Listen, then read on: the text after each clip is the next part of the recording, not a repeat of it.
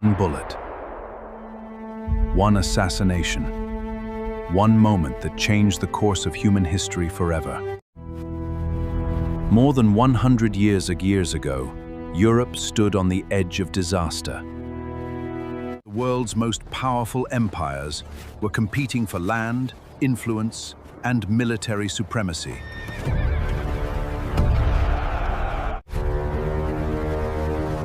Every nation believed it had to become stronger than its rivals. Europe wasn't at peace. It was preparing for war.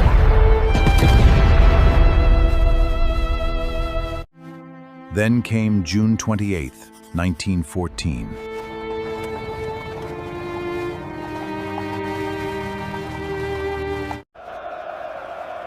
Archduke Franz Ferdinand arrived in Sarajevo. This was for what seemed like a routine visit. But hidden among the crowd was a 19-year-old Serbian nationalist.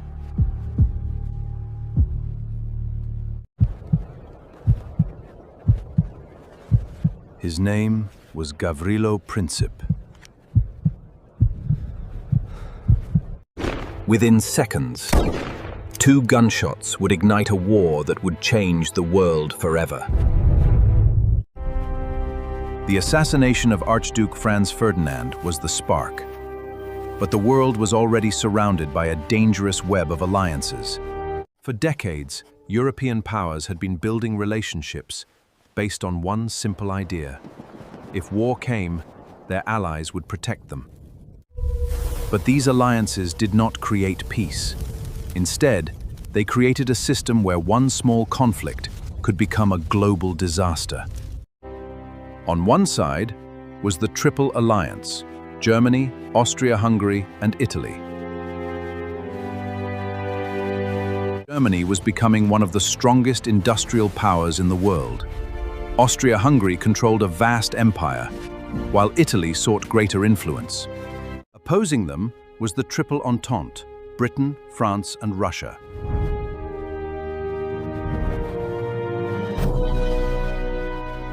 Britain controlled the world's largest navy. France wanted security against Germany. Russia wanted to expand its influence in Europe. Europe had now become divided into 2 armed camps, each watching the other with suspicion.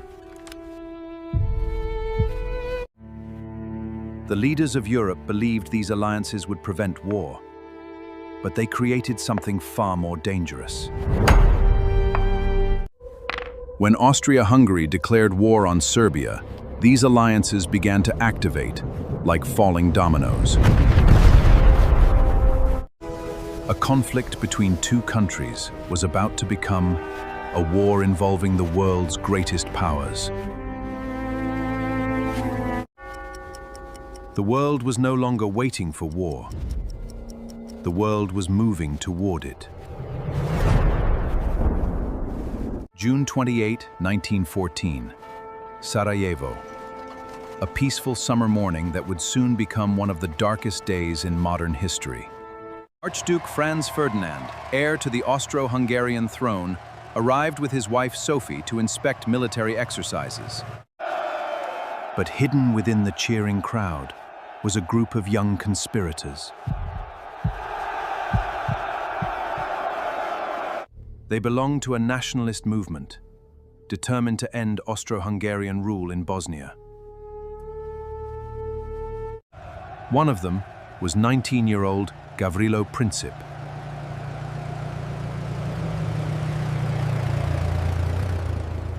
Earlier that morning, another assassin threw a bomb at the Archduke's car.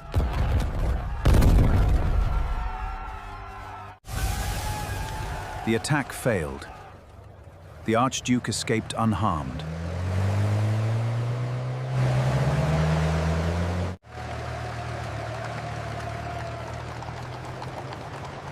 Many believed the danger had passed.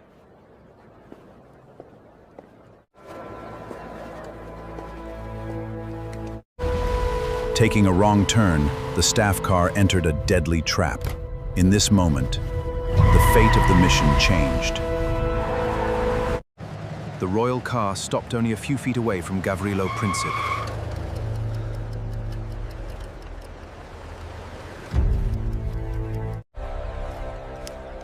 He saw an opportunity no one expected. He stepped forward, aimed, and fired.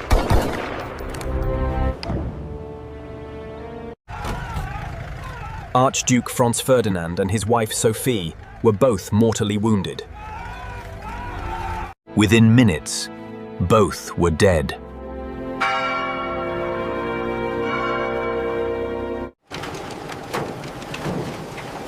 The assassination stunned Europe.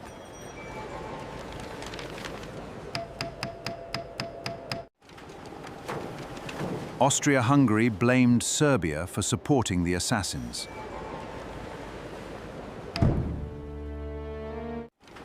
Diplomats rushed to prevent a crisis, but every hour brought Europe closer to war. The assassination was only the beginning. Within weeks, alliances would activate, armies would mobilize, and the world would be at war.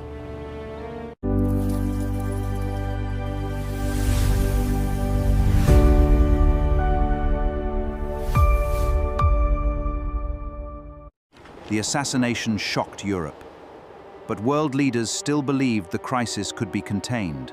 They were wrong.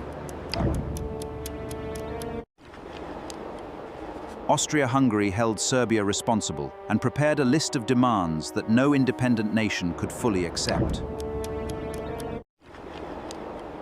Serbia accepted most of the demands, but rejected those that threatened its sovereignty. For Austria-Hungary, it was enough. On July 28, 1914, war was declared. What began as a conflict between two nations would soon pull the entire continent into war. Russia, determined to protect Serbia, ordered the mobilization of its massive army. Germany viewed Russian mobilization as an act of war.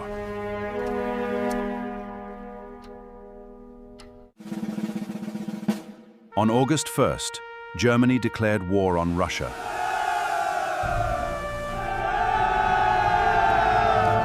Only 2 days later, Germany declared war on France.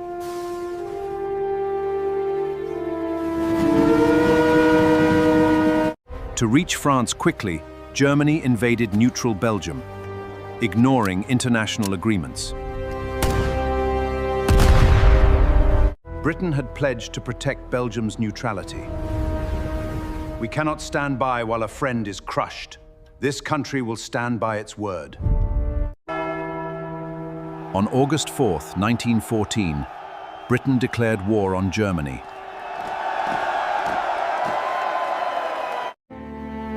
In just a few days, Europe's alliance system had transformed a regional dispute into a global war.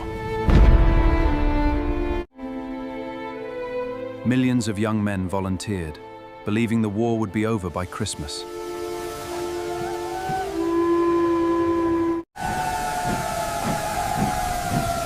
They had no idea they were marching into one of the deadliest conflicts in human history.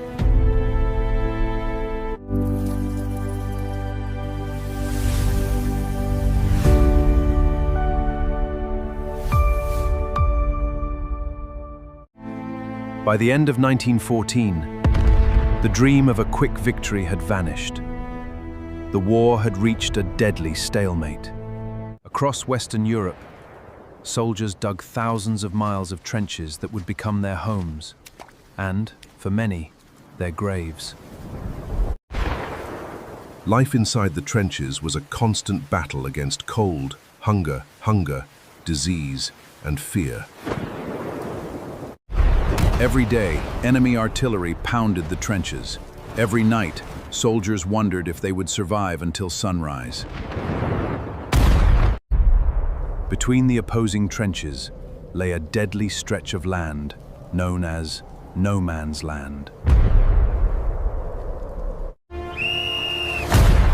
Crossing it, almost always meant certain death.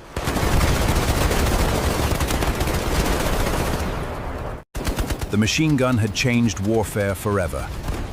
A single weapon could stop hundreds of soldiers in minutes. New weapons made the battlefield even more terrifying.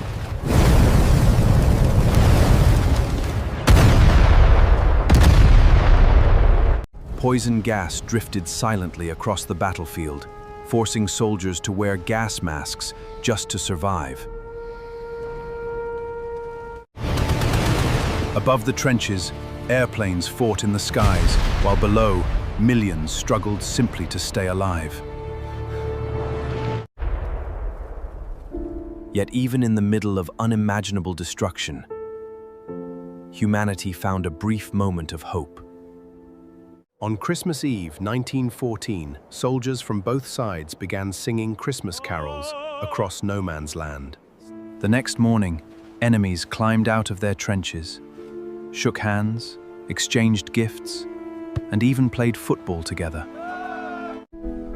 For one extraordinary day, the war stopped, and humanity prevailed. But the silence did not last.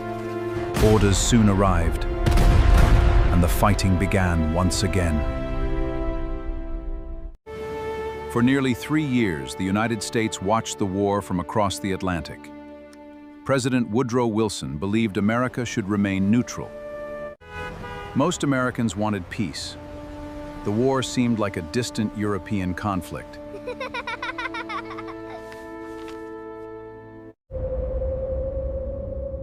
But beneath the Atlantic Ocean, Germany was preparing a strategy that would change everything.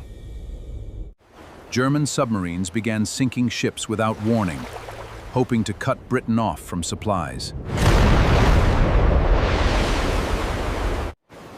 On May 7, 1915, the British passenger ship RMS Lusitania was struck by a German torpedo.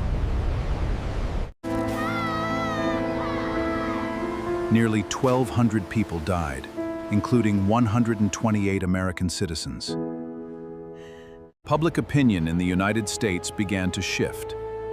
Many Americans believed neutrality was no longer possible.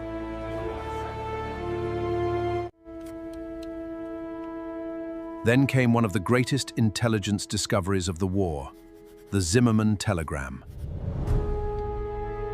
Germany secretly proposed an alliance with Mexico, promising to help recover Texas, Arizona, and New Mexico if America entered the war.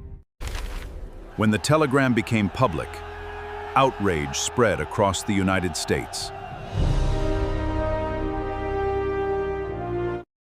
On April 2, 1917, President Woodrow Wilson stood before Congress and asked for a declaration of war.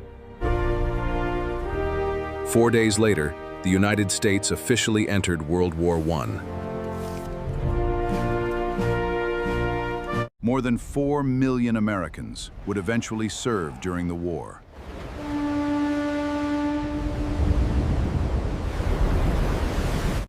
Fresh American troops, supplies, and industrial power gave the Allies new hope. Germany now faced a powerful new enemy with enormous resources. The balance of the war had begun to change.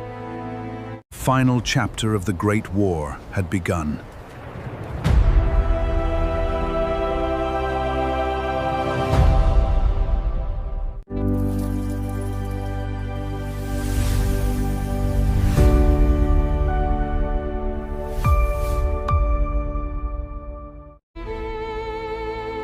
By 1918, after more than 4 years of relentless fighting, millions were dead, economies had collapsed, and entire nations stood on the brink of destruction. Germany launched one final massive offensive, hoping to win before American forces arrived, in overwhelming numbers. At first, Germany made significant gains, but the advance came at a terrible cost, and their exhausted army could go no further. The Allies, strengthened by fresh American troops, launched the 100 Days Offensive, pushing German forces back across the Western Front. Germany's military collapsed. At home, food shortages, protests, and political unrest spread rapidly. On November 9, 1918, Kaiser Wilhelm II abdicated the throne and fled into exile. Just 2 days later, at 11 o'clock on the 11th day of the 11th month, the guns finally fell silent. World War I was over. More than 16 million people had lost their lives, and millions more were wounded or displaced. In 1919, world leaders gathered in Paris to negotiate peace. The result was the Treaty of Versailles.